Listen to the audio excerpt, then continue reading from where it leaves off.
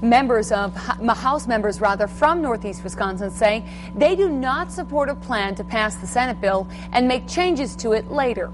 But that doesn't mean that health care reform is dead. Fox 11's Robert Hornacek has our balanced coverage. After months of debate, the fate of health insurance reform is nearing a crucial phase. The president wants Congress to vote on a reform package within 10 days.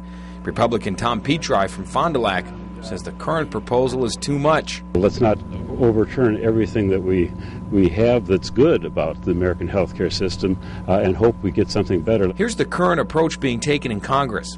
The House would have to pass the bill the Senate passed back in December.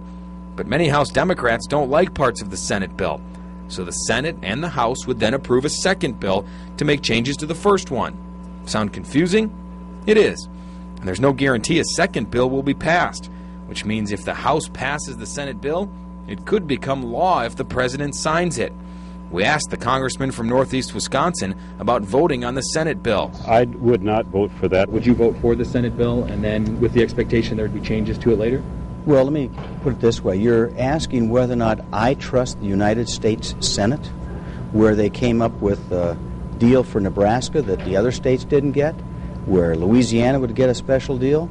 No, I don't trust the United States Senate, so I think I'd like to have a vote on something very meaningful. Democrat Steve Kagan says the health care bill should be split up into smaller bills. I have made the case to the Speaker and also to the White House that we should take small pieces, small bites. In the practice of medicine, I can't give a child a big pill. What do? We cut it up into pieces. Let's find those things that we can all agree on. Finding things both sides agree on may be easier said than done. Robert Hornacek, Fox 11 News. Meanwhile, Democratic Congressman Bart Stupak from the Upper Peninsula says he's optimistic about resolving a dispute over abortion in the health care bills. Stupak and several other Democrats say the Senate bill would allow federal dollars to subsidize abortion. He wants to put stiffer restrictions on the bill.